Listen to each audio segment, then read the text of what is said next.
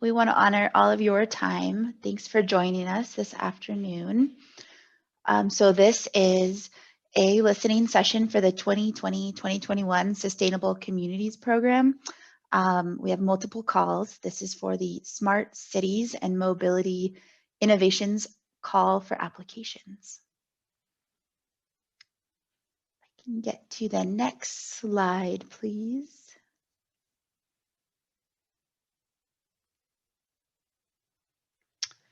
Great, so I'm gonna kick us off with just a few Zoom webinar logistics.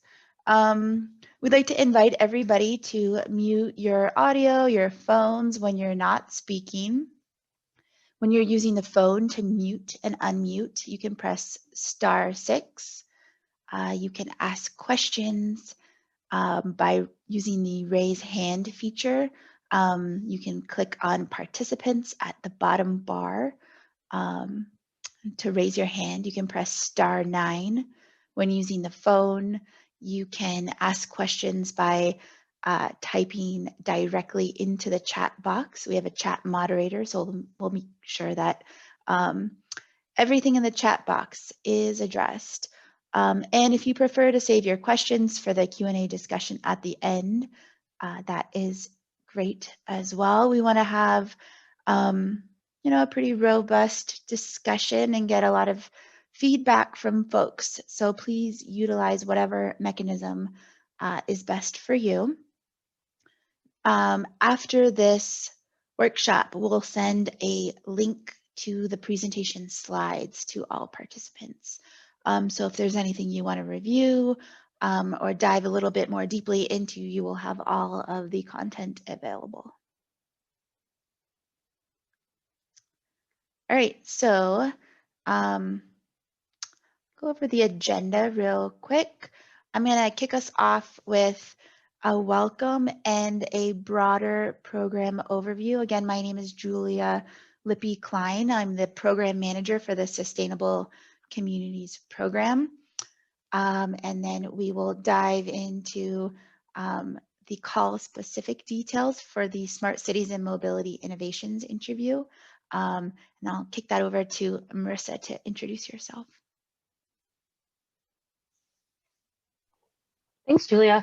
Hi, everyone. My name is Marissa Laterack. I'm a Senior Regional Planner here in the Mobility Planning and Management Department, and I'm really excited to be helping to lead this listening session, and I will be going over in more detail about the Smart Cities and Mobility Innovations Call, a little bit of an overview, and then circling back later to also help with the question and answer portion. After I do my little bit about the overview, we will dive right into the eligible plans and project types, and we have a number of our planning staff here to go through those projects. So I will actually turn it over to Tom Bellino. Hi, I'm Tom Bellino, a planner here at SCAG in the Mobility Planning and Management Department. And I'll be talking about the curb space data collection and inventory project types.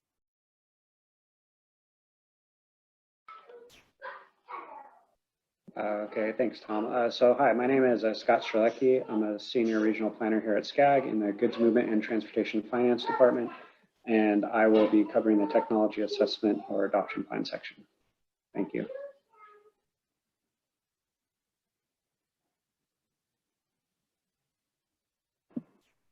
Hi, my name is Jamie Letterman. I'm a Senior Regional Planner here at SCAG in the Transportation Finance Department, and I will be describing our parking management plan section.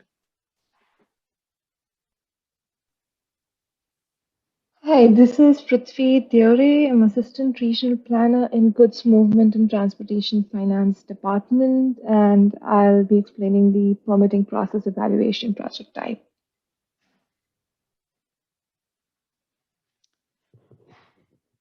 Great, and then we will wrap up with the Q&A session, and I'll pass it over to Hannah to introduce yourself.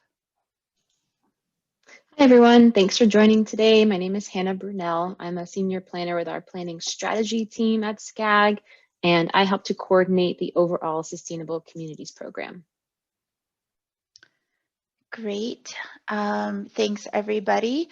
And what I'd like to do is invite everybody on the call to introduce yourself in the chat. If you can include your name, your agency, or your jurisdiction, where you are in the region, we'd love to know who is on the call and get a better sense. So go ahead and add that to the chat if you are able. And as you do that, I'm going to provide a short overview of the 2020 Sustainable Communities Program. This program really supports the implementation of the 2020 Regional Transportation Plan, Sustainable Communities Strategy, Connect SoCal. The SCP this round is providing multiple opportunities to seek funding and resources to meet the needs of communities. We're really hoping to identify opportunities to address recovery and resiliency strategies, considering COVID-19 and the pandemic, and simultaneously support regional goals. So as I mentioned, there's multiple funding opportunities this round. We have three calls either open or in the works right now. There's the active transportation and safety call, which is now open. That call closes on Friday. The housing and sustainable development call, which is also currently open. And now we are currently working on the Smart Cities and Mobility Innovations call, which we are excited to be discussing with you today to really shape the guidelines and refine the project types. This is a technical assistance program, so successful applicants receive technical assistance through SCAG. We will complete the procurement for the proposed scope of work. Apologies, this is not just for the active transportation and safety call. This is across calls. Great, so I'm gonna do a pretty high level overview of the program-wide goals. Really, this is, the program aims to provide needed planning resources to local jurisdictions for active transportation, multimodal planning, sustainability, land use, and planning for affordable housing. We're really trying to promote, address, and ensure health and equity in regional land use and transportation planning, and close the gap of racial injustice, better serve our communities of color, encourage regional planning strategies to reduce VMT and greenhouse gas emissions, particularly in EJ communities, develop plans that support the implementation of key strategies and goals in Connect SoCal's SCS. And, oh, great, thank you for the next slide.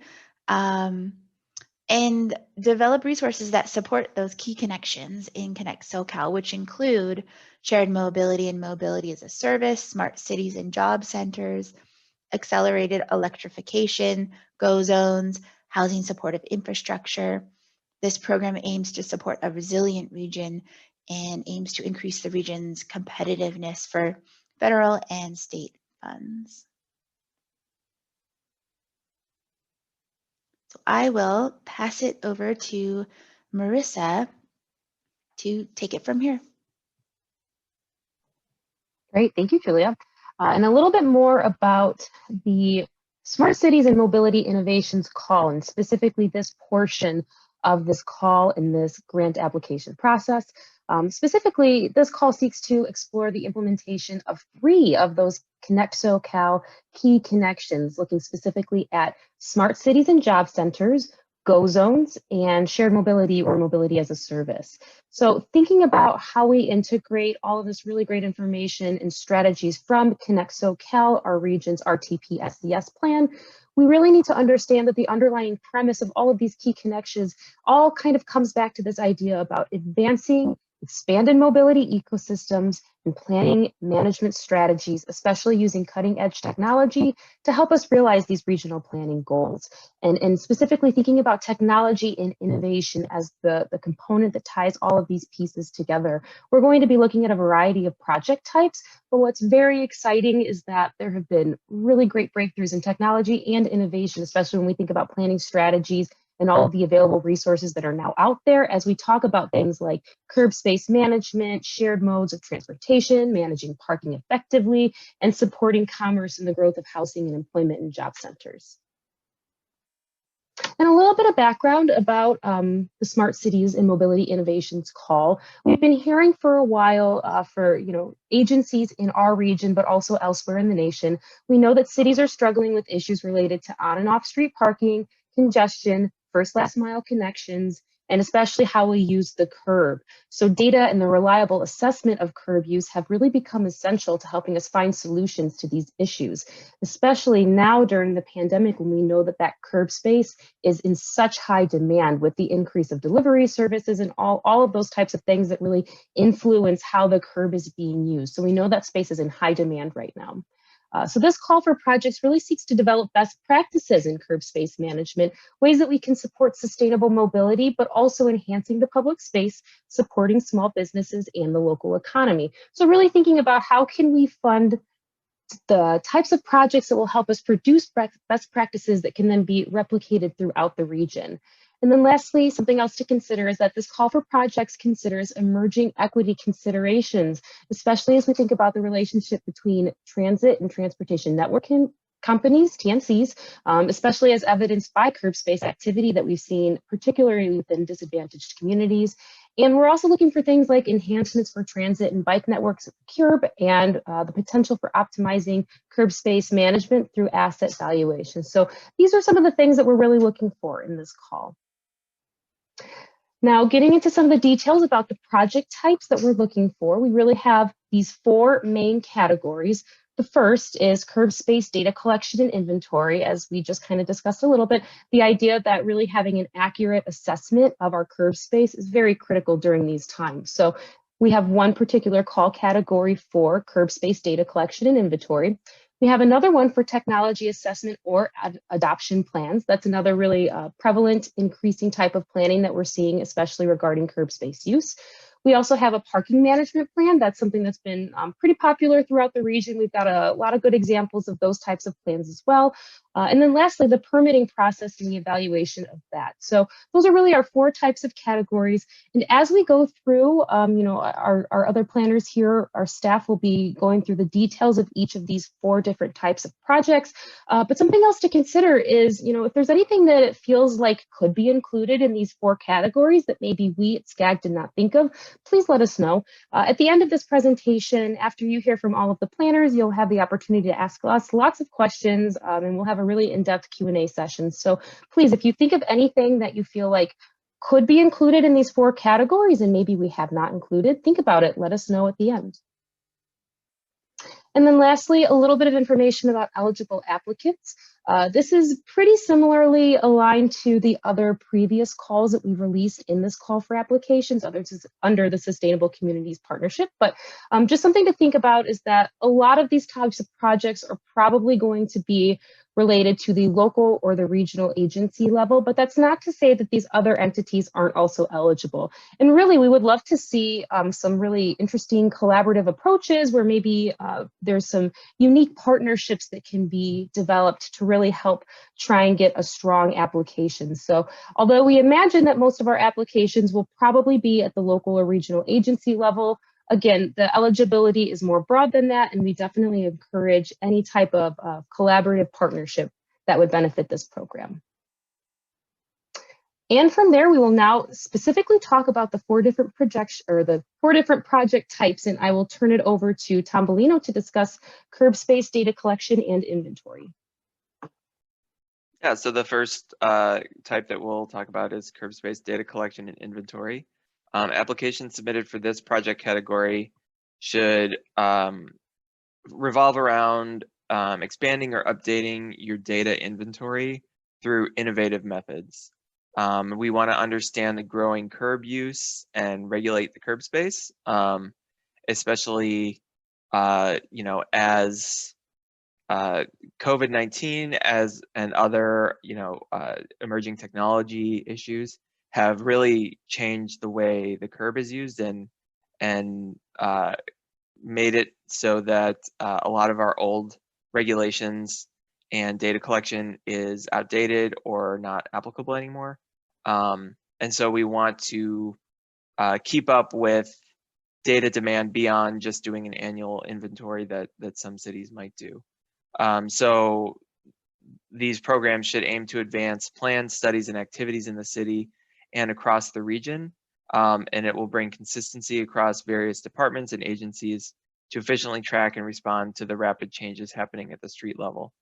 Some examples could be a complete inventory of curb space in your city or jurisdiction, a parking inventory in a business district, a neighborhood, on-street or off-street parking inventories, digitization of curb space records, or real-time monitoring. And ideally, these would look towards complementing and meeting regional goals like VMT and greenhouse gas emissions reduction by making that curb space more efficient and having an eye on how that curb is being used in order to make it more efficient and less idling, less driving around, that kind of thing. And they should complement plans, policies, and projects happening in your city. So if you've got a plan that you don't necessarily have the means to enact the curb space management aspect of it, then this could be an opportunity for that. And you can use, if it fit your goals, to use new technology like cameras, sensors, or data visualization. We would love to see ways that your city is innovating and using new technology and new methods that are available to us to sort of test it out for your benefit, of course, and see how it can work for you, but then also provide lessons for the rest of the region. So I think that's all for this section for now.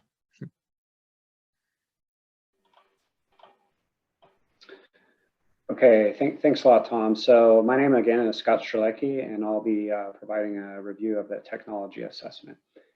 So the overarching theme for this is that the project category includes technology frameworks and demonstrations related to curb space management, curb yard regulating, on-street, off-street parking management, last mile delivery solutions, and other curb and mobility challenges. I think that as we kind of look at the second bullet there, highlighting the need to find innovative methods to handle growing complexity of the issues of the transportation system, especially with the circumstances that have occurred in this year, building and using technology solutions to solve the upcoming problems of the curb space has been something it's been getting a lot more interest over the last few years, but especially in this year, it's becoming a lot more at the forefront.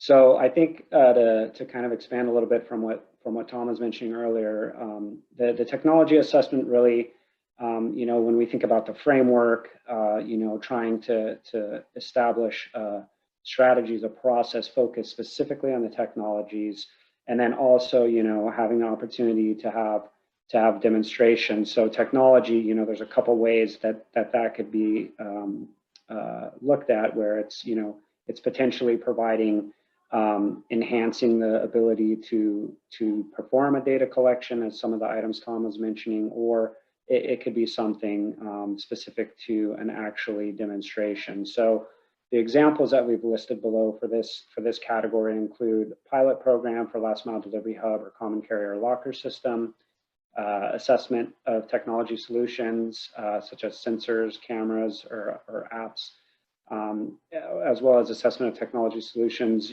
potentially, with a plan to roll out implementation. So I think the way Tom was organizing it in the previous section, explaining, as cities or other jurisdictions or agencies are looking at their plans, the development, kind of a pipeline of what they have coming forward. This is really meant to have that that niche really specification at curbside activity.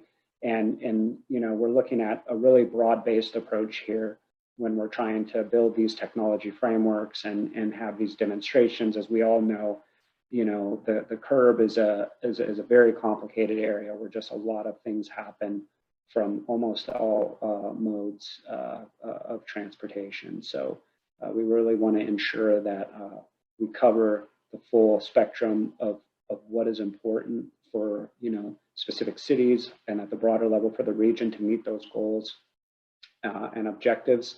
And at the same time, we just really want to make sure that we have an opportunity for moving forward on at the different stages of where different jurisdictions are, whether you're at an earlier stage of development or whether there is a great opportunity to get towards demonstrations and implementation. So I think that covers that section. We can move on to the next one. Thank you. Hi, hi again. This is Jamie Letterman. I'm going to talk about the parking management plans. The applications will focus on advancing parking management in a selected site, street, or business district, or the entire city. Really, the geography would be determined by the applicants for any relevant need in their cities. Parking management is a major need for cities, and strategies can potentially help achieve a balanced transportation system, encouraging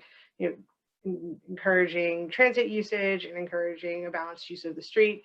It can be used to regulate supply, reduce street congestion through parking pricing programs, also helping to meet regional and environmental policy goals and encouraging transit use in that way. The projects in this category can include pilot studies or plans, depending on where a jurisdiction is with studies or ideas or planning towards parking management strategies. Examples of some eligible projects are include but are not limited to parking management in business districts, on-street parking management, dynamic parking pricing strategies, and strategies that would include EV parking and charging strategies, either as a focus or a piece of a parking management strategy. Other types of strategies could include limited time-based parking or event-based. Again, we're looking at applicants to undertake studies or plans that might suit their needs in managing parking in a relevant area. I think that is all. We can move on to the next category.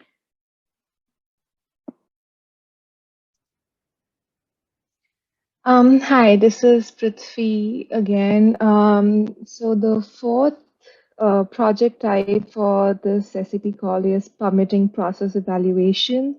This mainly looks at the permitting processes and evaluation and the impact of curb use to basically improve and increase efficiency and to make it more equitable for users, including transit riders, people who walk, bike, seniors, people with disabilities, business owners, schools, street vendors, rideshare services, and I mean, all these plans and studies that basically support these users. The central idea is that with the growth, the kind of growth that we see in the curb-related activities and the range of activities that we see, that there is a need for us to now understand it, sort of regulate and facilitate and serve it for the benefit of the community. And again, to make the curb more efficient and to improve the safety of the usage. And this can be an opportunity to take the steps where the applicants can focus on contexts such as business districts, commercial areas, schools, addressing the last mile delivery, food delivery, pickup, rideshare, drop off, and outdoor dining, street vending, parking. Few examples of the kind of projects that we can include in this project type is rideshare or a drop-off and pickup study or outdoor dining permit plan, street vendor permit plan, needs assessment, accessibility plan, ADA compliance. I think Marissa will now give us a snapshot of similar examples, and then we'll move on to discussion. Marissa. Great, thank you, Steph. So talking a little bit about some project examples. As I mentioned before, parking management plans are surely nothing new. We've seen several varieties and examples of those throughout the region already, but it's definitely something that is worth exploring and still obviously a critical need in helping us better enhance our mobility systems. So there are several examples of this already done in the region. We're looking at places like Balboa Village, Manhattan Beach. So there's a couple variety of examples of parking management plans, and then looking a little bit deeper into some of these other types of eligible projects and examples from the region. There are cargo e-bike delivery pilots, things like that, curb allocation change reports, and really looking more into curb space assessments and things like that. We can see that there has been work done looking at vending. When we look at the city of Los Angeles and their sidewalk vending rules, we can see, sorry about that. We can see that there are even things happening in the Seattle region as well. So even looking sometimes outside of the SCAG region to see what are the other types of innovative technology and assessment related projects that fall into these 4 categories.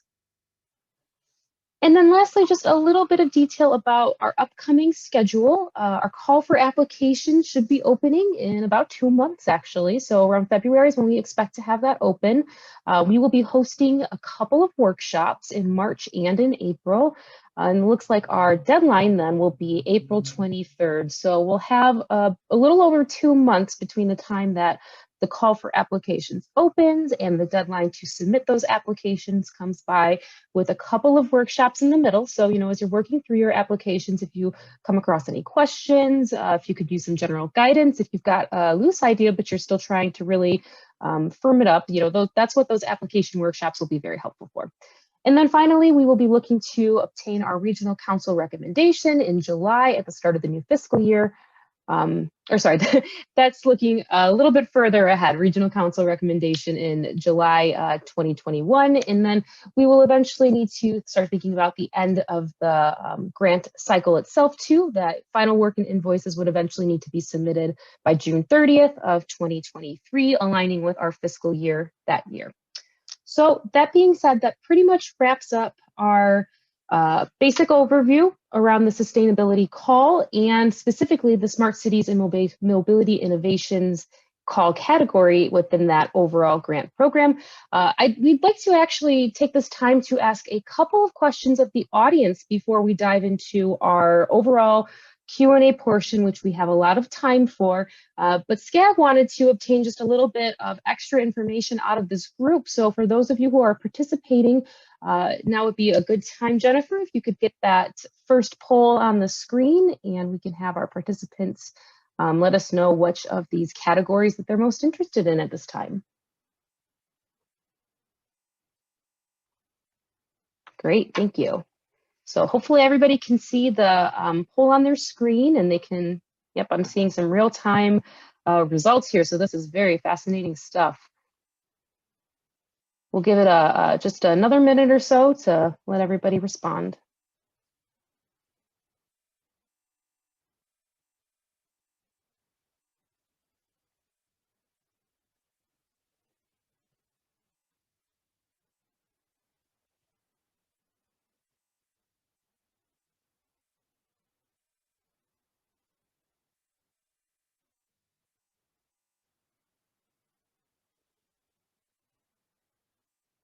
Looks like technology assessment or adaptation plan is the most popular right now.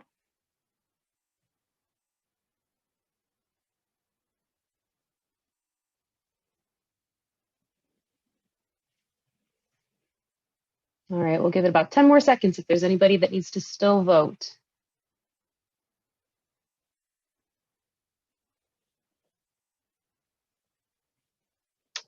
All All right, well, thank you, everyone. It looks like technology assessment or adaptation plan is so far the most popular, but it's nice to see a pretty even distribution amongst all the categories. So glad to see that there's interest in all 4 of them, and hopefully that they're pretty applicable for the local agencies. So yep, we can see about 55% were really interested in the technology assessment adaptation plan.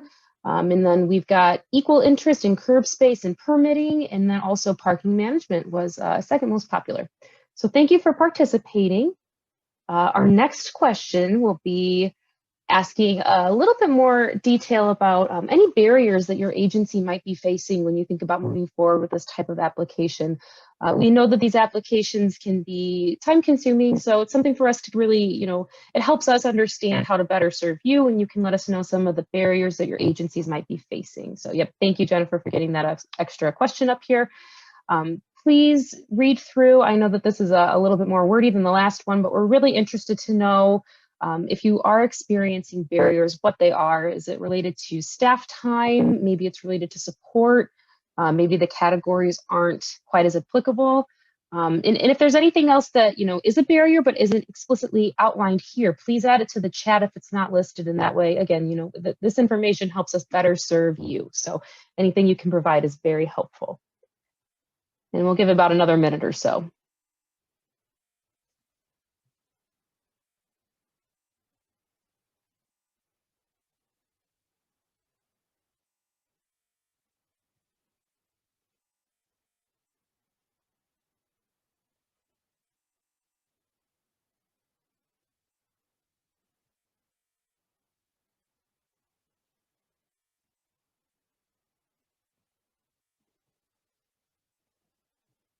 All right, we'll give it about 10 more seconds for those who still need to participate.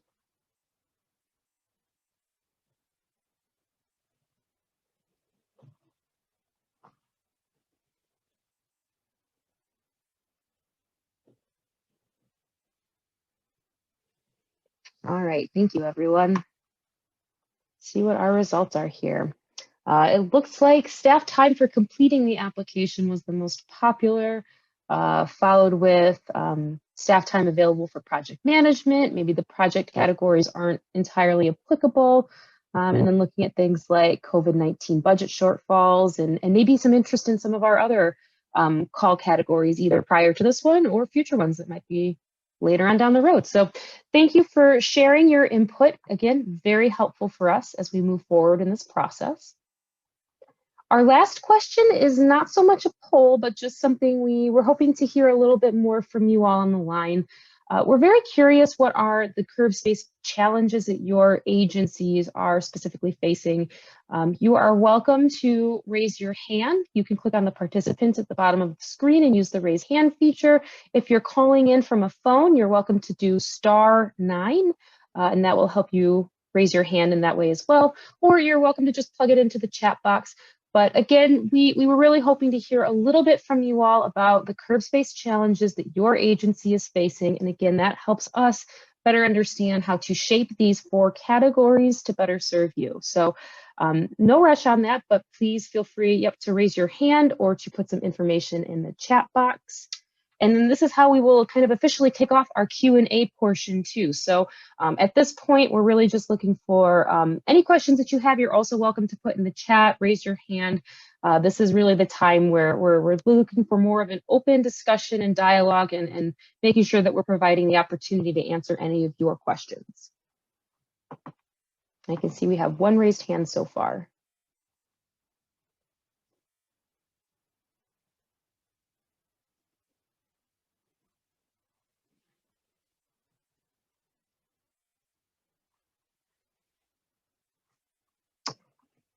Hannah, can you help me a little bit with the raised hand? I'm trying to see whose hands are raised, but while I'm in screen presentation mode, it's not super intuitive for me. Oh, sure, no problem. So it looks like Atta Khan had a hand raised first. So Atta, if you want to unmute yourself to ask a question, go right ahead. Sure. Hi, everybody. My name is Atom with the City of Pomona. And so thank you for this presentation and for the fast and furious pace that SCAG is keeping on all 3 different grant cycles. I suppose to answer this question for number 3, one challenge which I think could be addressed by this is just the sheer lack of data or knowledge on what our challenges are for curb space management. But I think there's 2 things that are going on right now in Pomona. One is we have Activate Pomona, which is addressing COVID-related expansion. And so we're starting to see the use of the public rights of way for parklets, temporary street closures, expansions, things like that. So that is interesting to us because this kind of seems like a natural next, more sustainable way of potentially studying that impact and seeing if we can make some of that more permanent. But then the other issue with curb space, and it doesn't get talked about a lot, is because a lot of it's focused on retail and things like that. But, you know, we have a lot of density proposed in our neighborhoods, but we don't permit on-street parking. We don't have designated spaces, but we're not transit rich just yet, and we don't have the gold line yet. So there are real community concerns about the lack of parking and the lack of space for vehicles when apartments come into play and things like that. So that seems to be a challenge that I don't know how we grapple with in the context of density. But those are just a couple of things going on in Pomona right now. But I think we're interested in threading something cohesive between all 3 grants, really, because I think it's kind of all interrelated. So those are the first thoughts that we had. Thank you for sharing that. That's actually very helpful for us to understand what your agency is facing at the local level. I think that this call might serve as a good opportunity to help find some ways to address some of those concerns. I would like to open it up to see if Tom or Jamie have anything that they would like to add, any resources or any suggestions as they maybe consider putting an application in for some of those concerns that Pomona has.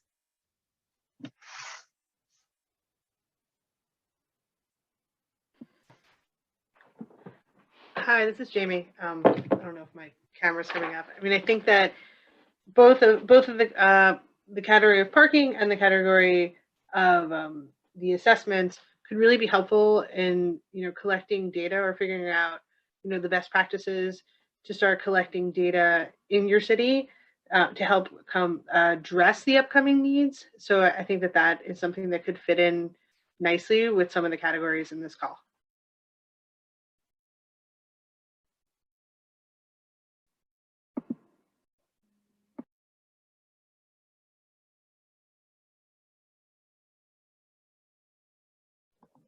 Great, thank you. Do we still have a second hand raised as well? It looks like I saw another hand raised, but I think I accidentally lowered Ruben's hand when I went to click to lower Ata's hand. So Ruben, if you want to ask your question. Yeah, this is Ruben with the City of Palmdale Public Works. Looking at these, I guess when you first listed what the categories were, I had a very different assumption to what they would lead to. And then when you defined them, it was a little more, this doesn't meet any of our needs kind of thing, because when you ask what our challenge is for curb space, City of Palmdale has a lot of dirt and doesn't have a lot of curbs built. So trying to figure out how to manage that curb space is irrelevant for us. But on the other hand, the idea of assessing technology, simply those 2 words together, assessing technology for smart cities, has a lot of relevance for us. We can do it for our permitting software. We could do it for signals. We can do it for a lot of things. But if it's kind of pigeonholed into just assessing technology for managing curb space, then it again becomes irrelevant for us in this region because we're a bedroom community with a lot of dirt.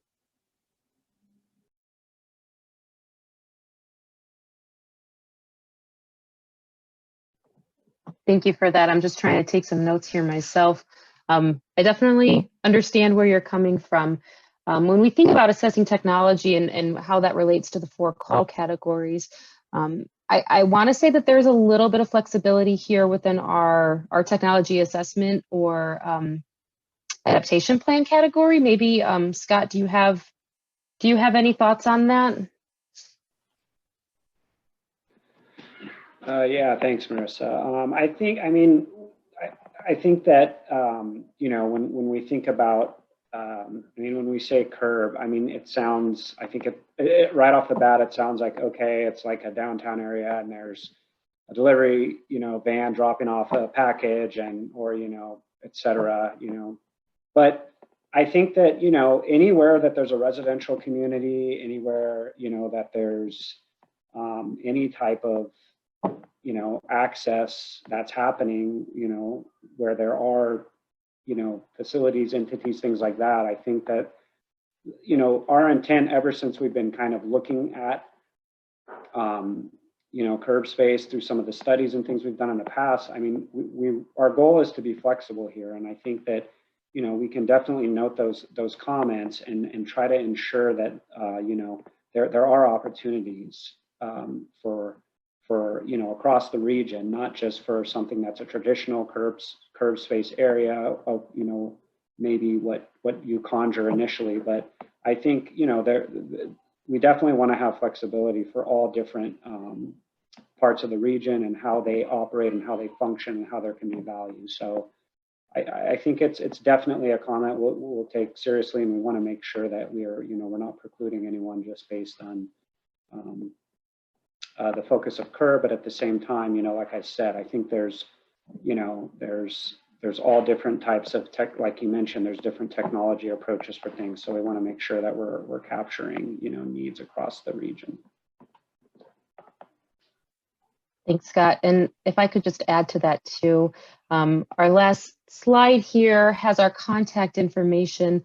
There will be a little bit of time between now and when the call for applications officially opens, and even more so time between now and when we plan to hold workshops. So as you're thinking about the ideas of different potential project types that could be applicable, please feel free to reach out to me. Additionally, if you have questions for when the application process opens up and they're a little bit more rooted in the application side of things, Hannah would be a fantastic contact. She's been really the leader of all of our other calls right now. So, you know, this is our third call, but she's been very instrumental in helping us get the information out and answering questions for the other two calls. So again, as applications come up, please feel free to reach out to her. But in the meantime, please reach out to me if you have an idea or several ideas and you're trying to decide which of the best categories they would fall under, or, you know, which are the ones that are most worth pursuing, things like that. Please reach out to me. I'm happy to discuss amongst our project team. And as Scott mentioned, we really do want to try and be as flexible as possible within these 4 categories. So we're always happy to try and help you find what projects will best fit your needs. I think that's it for me. Are there any other hands raised at this time? Yes, we have another hand raised, Chris from WRCOG, if you want to unmute yourself. Yeah, thanks, Hannah, and thanks to SCAG staff for putting together the presentation and providing us more information. I think my my comments were right along what Ruben is indicating. As a Council of Governments, we don't have curb space, but we are very, very interested in a regional effort to research and evaluate emerging technologies that our jurisdictions, that could change the way our jurisdictions develop and operate in the future. Signal coordination, I think Ruben brought that up, autonomous vehicles, car and bike sharing, which isn't as prevalent in Western Riverside County, but we hope that it becomes more prevalent. There's broadband, wireless communication. So just in general, smart cities is something that we'd be very, very interested in. So Ruben kind of hit it right on the head. That's something that we would also be interested in. Thank you for bringing that up. That's an excellent point, and I'm making note of that too. We definitely understand that there is a need to test out and pilot some of these emerging technologies, and certainly we want to make sure that as best as we can with this call that we can support those types of activities.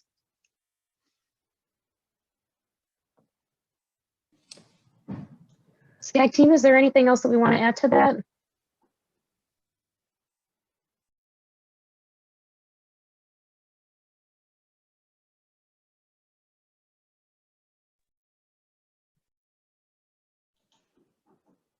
If there's nothing else to add to that question, we do have another question in the chat from earlier from Wally from SCAG. He is asking if we can discuss the GHG emissions that can be reduced by managing the curb more effectively.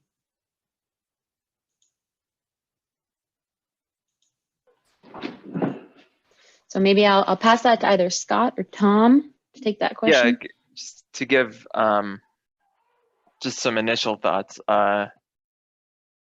One source is to reduce the people who drive, around looking for parking. If we have so many more deliveries and car sharing going on right now, or ride sharing, in part because of the pandemic, and people are ordering more things to be delivered, but also just that's been a trend for the last few years. And so a lot of our curb is dedicated to longer term parking, like either completely unregulated or for multiple hours at a time, where some areas now would benefit from having just like a 15-minute zone for like a restaurant pickup, or even something like a 2-minute zone for dropping off and picking up passengers.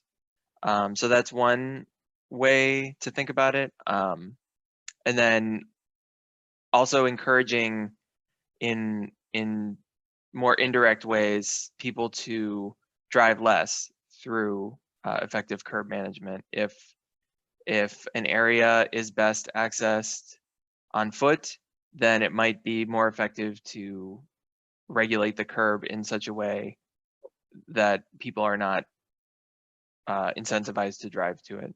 Those are just some off the top of my head, but I'm sure there's more that we could think of in discussion, or that, and another, one of the purposes of this this whole program is so that cities can innovate and come up with their own solutions to some of our regional problems. And we think that if you find a new way to meet our regional goals through action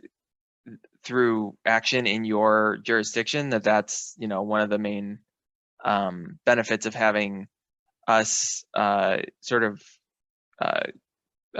have you on your very local level work on these solutions, so that we can learn about all the different experiments that are happening around the region.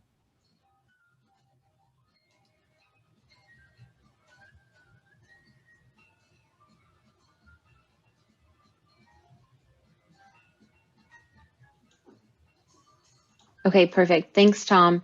And if there's anything else to add to that question, or we can move on to the next question. Okay, let's see. So Atta, I know you have your hand raised, so go ahead, unmute yourself. I'll lower your hand. Thank you. Sorry to take more time. I just wanted to take advantage of the opportunity, but I wanted to put out some hypotheticals here just to see if this was in the right wheelhouse. And I think beyond that, I definitely will follow up with y'all in the future. But the Gold Line going in North Pomona in 2024, the first mile, last mile there between Arrow and Bonita, I'm curious if, so we were exploring road diets and things like that. We don't have any data, but would it be eligible to study curb space management, on-street parking potential, taking up some of those spaces in the context of that last mile, to see essentially how we could effectively implement that by the time the Gold Line gets here. Secondly, on a related note, could we use funding towards, and I think somebody just asked us about planning in the chat, but since we have Activate Pomona and it's a free permit right now, and it's temporarily suspending our outdoor dining permit and our encroachment permit and our temporary use permits, could we use this as an opportunity to formally streamline it into a single permit that would be for the rights of way? Because that would be very beneficial to us in Pomona. And then I suppose those are the two big things. And then lastly, if we could study the efficacy of the several parklets that we have going on in terms of permanently leaving them. Thank you.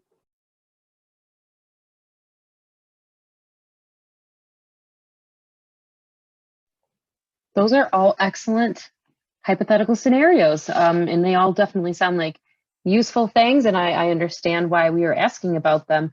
The question on eligibility, I might defer to some of my colleagues here and see, especially if we're looking at first, last mile strategies. Tom or Scott, do you have anything to add to that? And then maybe, I'm thinking too about the permitting question. Prithvi, I'm not sure if you have that information, but yes, if any staff would like to chime in and help talk about the eligibility, that would be great.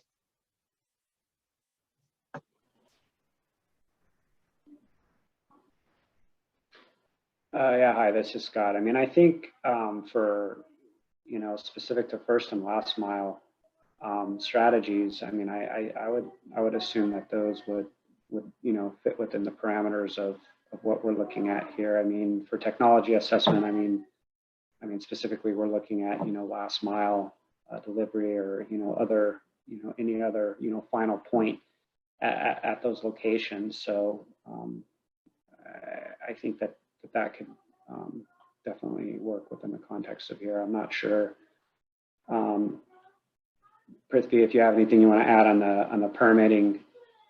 I haven't been involved in permitting as much per se recently, but so yeah, I think the first last mile definitely fits within. Yeah, for permitting, as far as I understand, I think it'll depend on what categories you are thinking of combining. But well, just by description, it does sound like it might fit in. But again, I think it depends on the kind of categories you're trying to combine to make a plan, a permitting plan out of it. But anybody else, please feel free to join in or correct me.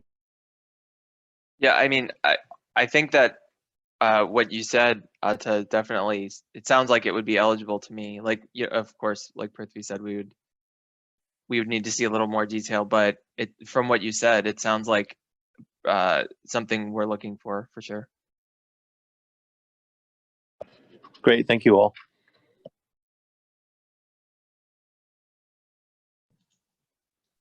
I think we didn't answer one of those. There was something about mini parklets maybe that you also asked towards the end, a third one. Yeah, sorry, I said thank you too fast, my bad. One more, if anybody's got thoughts on the parklet. Oh, sure, could you just repeat it one more time for us? It was just, since we have parklets in play right now that are through temporary activation because of COVID, it seemed like a good opportunity, even though this is rolling out in February, because our program is now extended through Newsom lifting the orders. So we pretty much expect through 2021, we're going to have some type of activation.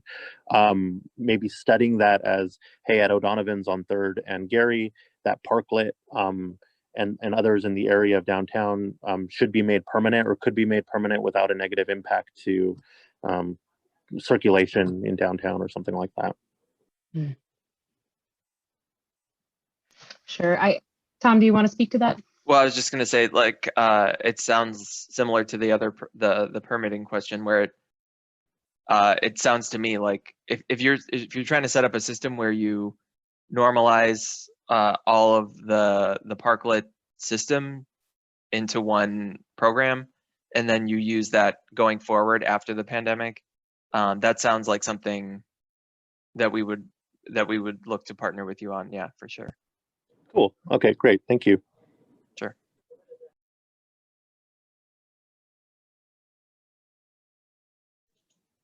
Okay, great. And we have another question in the chat from Jonathan Lightfoot. And I did answer this one, but wanted to raise it to the group if there's any more input. He's asking, are the grants planning only, or are there initial implementation possibilities? For instance, could the grant fund implementation of parking sensors? And just to take a first stab at that, the program is intended for planning and pilot programs. It's not necessarily intended to fund permanent implementation of projects, but if there's other sort of thoughts or ideas from folks, just wanted to open it up to staff. That's my understanding too. I imagine all of these, just given the nature of the funding that we have, are pretty heavy on the planning side and not so much on the implementation side. I think that depending on the project type and what type of implementation we're talking about, it will really depend. But I think that some of our implementation efforts are a little limited depending on which of these categories we're talking about. Does anybody else want to add to that?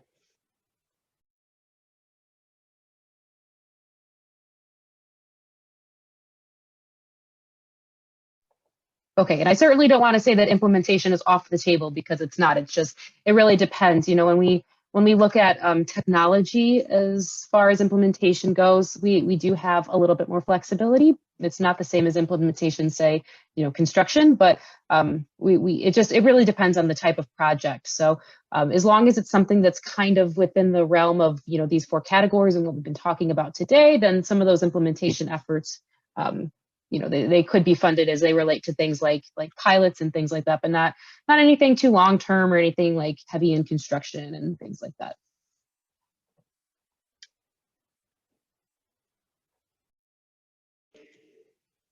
Okay, thanks, Marissa. And we do have another comment from Wally in the chat. If you wanted to take the opportunity to, you know, read out your question or provide a little bit more clarity, just want to give you that opportunity right now. Yeah, okay, sure. I've been reading a lot of climate literature, and we're in pretty desperate straits.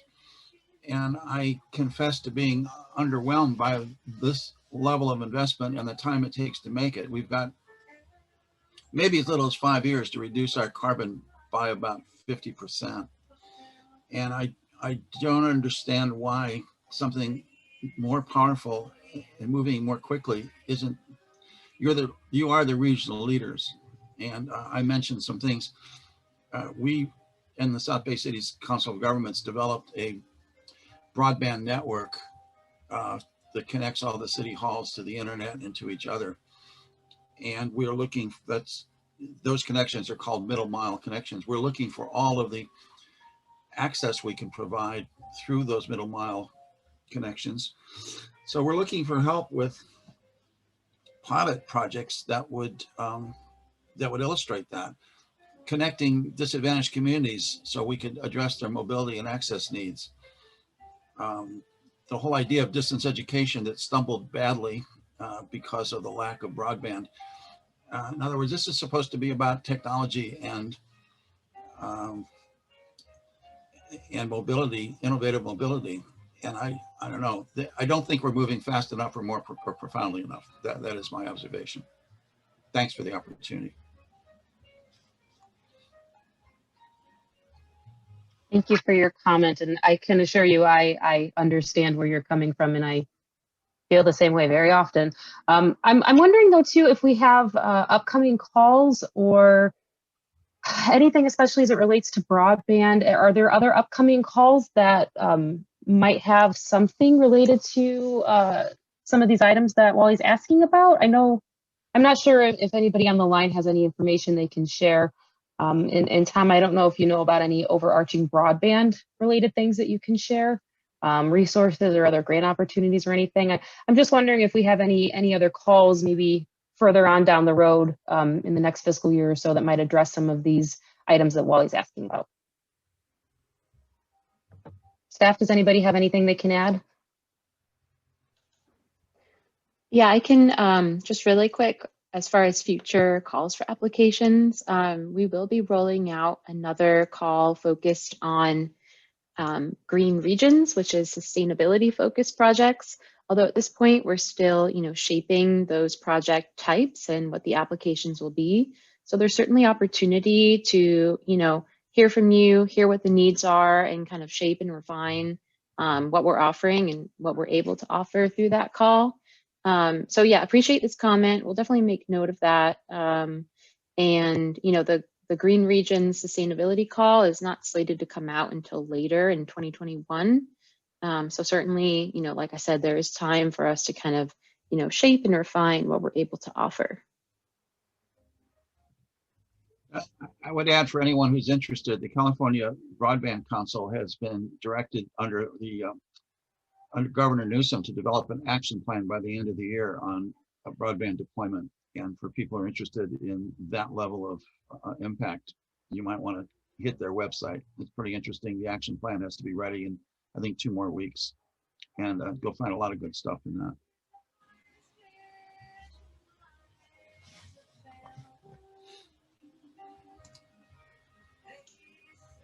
And Tom, I'm not sure if you have anything to add about additional broadband opportunities.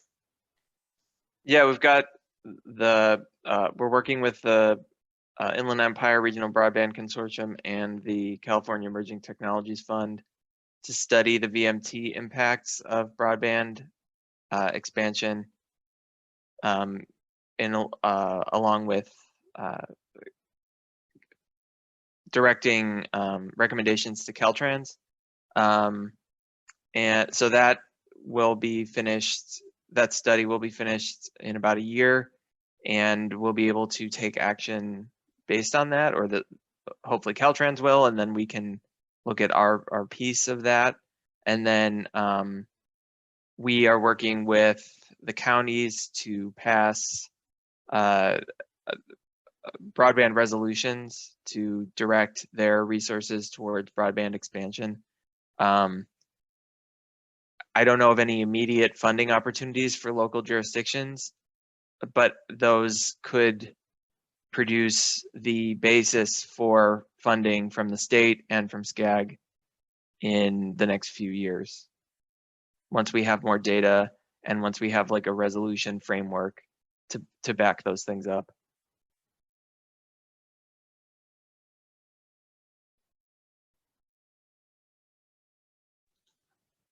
Thanks, Tom.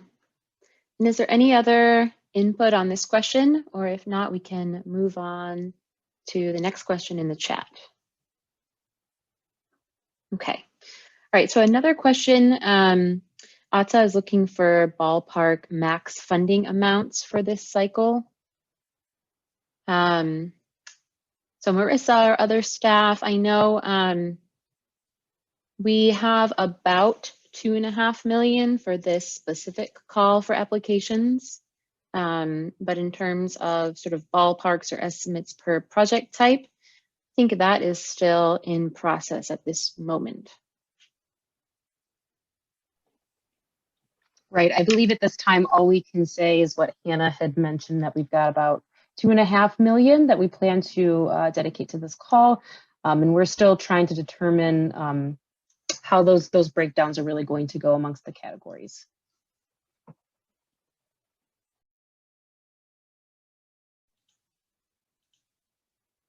Okay, and just a quick reminder, if folks do have additional questions, just feel free to type them into the chat. We can read them out, or also you can raise your hand.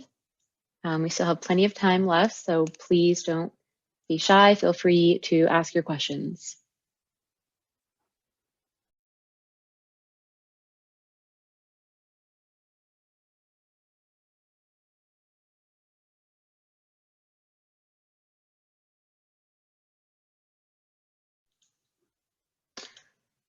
All right, and one other question we got, Marissa, would you mind going back in the presentation to show the slides with the 4 project types? I think they're all on separate, oh, here we go. Yep, here's the one slide. So Jonathan, did you have a specific question about a certain project type?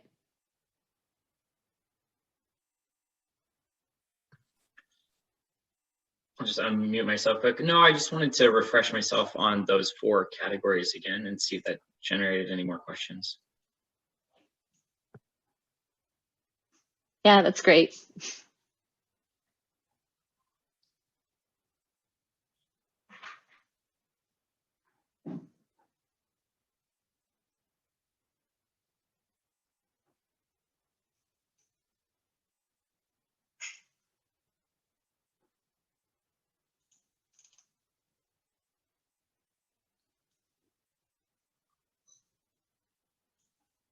And, if there's no other questions right now, you can always feel free to contact us at any time, send us an email. Myself or Marissa will be happy to answer your question, get on a phone call, talk to you about this process. So no problem if, you don't have a specific question right now, it might come up later.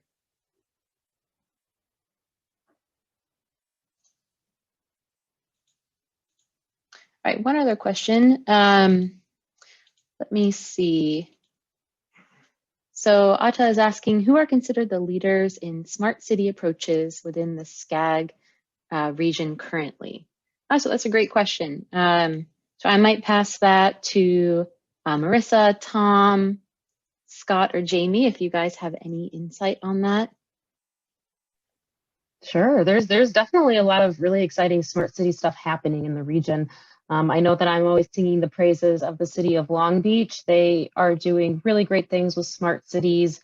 They've been developing plans and frameworks and outreach, and they've really got a multi-year strategy going for smart cities and a lot of aggressive things on their agenda that they hope to accomplish in the next couple of fiscal years. So I would definitely look to Long Beach as a good resource.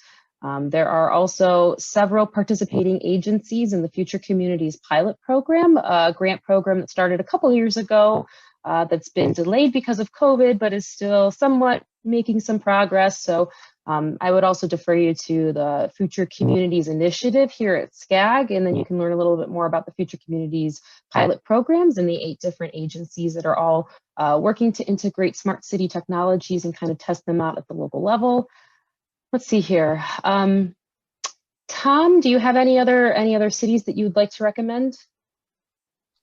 Yeah, as far as curb space management, I think the city of West Hollywood has been very innovative in the last few years. They've been doing a lot of flexible curb uses. They have a very congested nightlife corridor, dining, restaurant corridor that, up until March 2019 was, or 2020 was, pretty packed from sundown to sunrise, basically.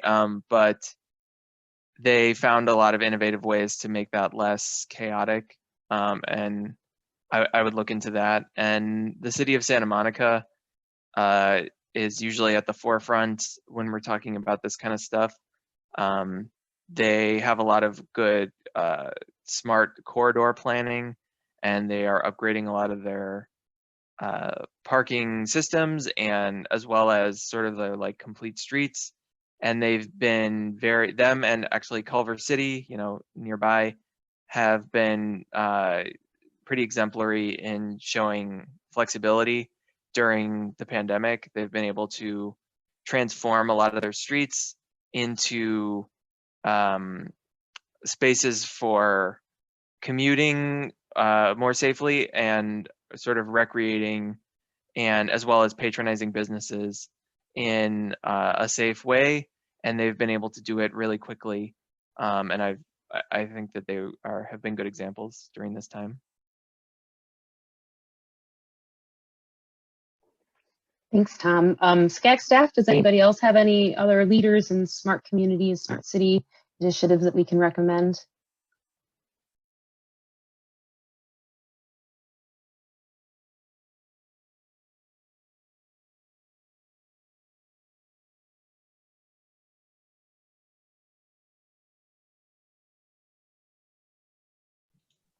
Okay, sounds like it's, oh, good.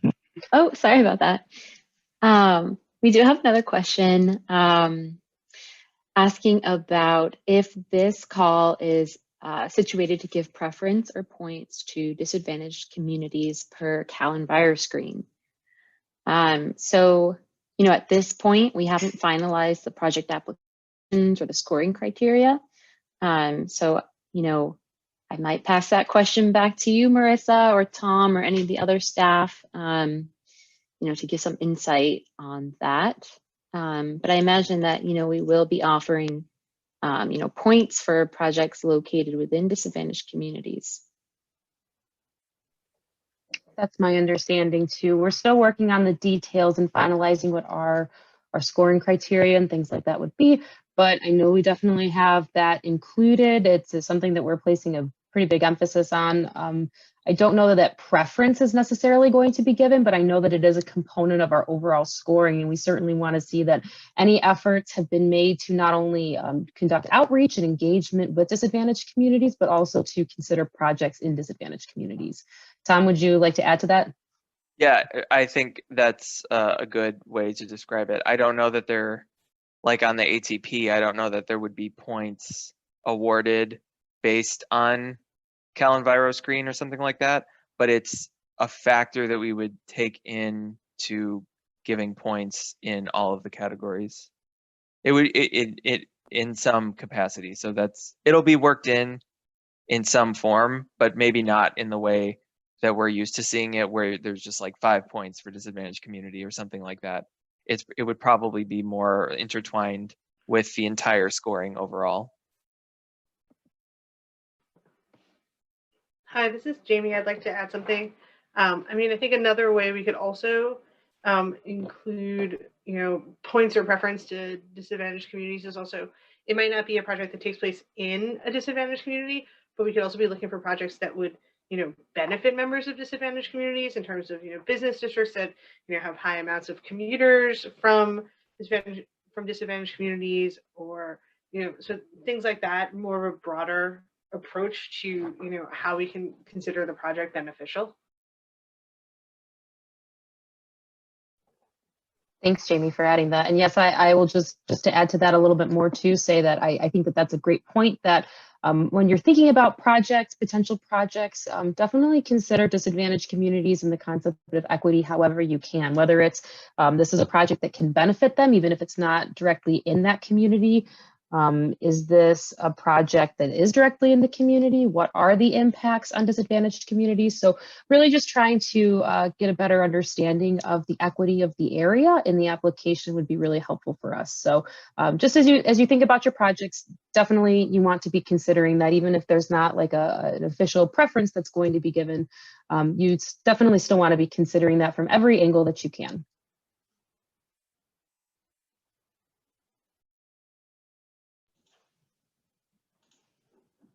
Yeah, thanks, Atta, for that question. And right now, I don't see any other questions in the chat, but again, feel free to type it in or raise your hand.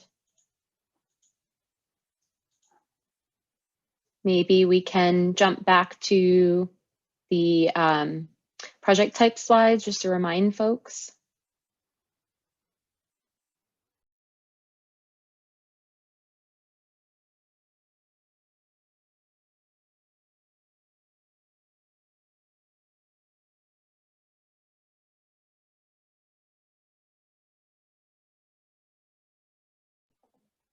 Sorry, was it the schedule you were mentioning just now? I was thinking to jump back to the project type slide. Oh, thank you. Sorry, my audio just cut out for a brief second and I only heard half of that. Yeah, just to remind everybody, what the project types are. And again, if you don't have any questions right now, my contact information, Marissa's contact information is included at the end, and you can reach out to us at any time.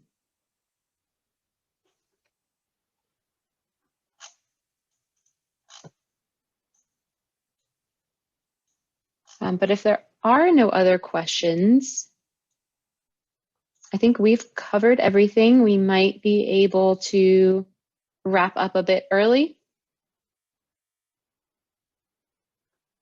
If you want to say any final words, Marissa. I would just like to thank everyone again for attending and asking such great questions. And just to reiterate too from what Hannah had just mentioned, I'm going to go back to the last slide in case you still need to jot down that information. Please feel free to ask any questions to either Hannah or myself. We're happy to coordinate with you as we still confirm our guidelines and get this third call underway. So again, thinking that, we have a couple of months until applications will be open, and that really, this is something for us to focus on in the spring. We'll have several workshops coming up. So, please feel free to reach out with any questions, especially as it relates to logistics or scheduling or project and content and things like that. Maybe we have a couple things in the chat. Nope, no more questions. So anybody else? Julia, any closing remarks? No closing remarks. Yeah, I really appreciate the great questions. We want to shape this program so it is relevant to jurisdictions across the region. And so your input is really helpful to make it relevant and resonate, especially as our world continues to shift rapidly.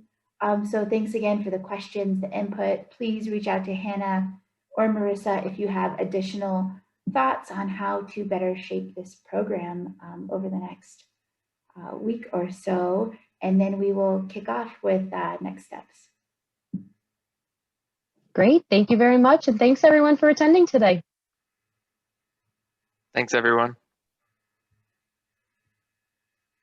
Thank you. Thank you. Thank you.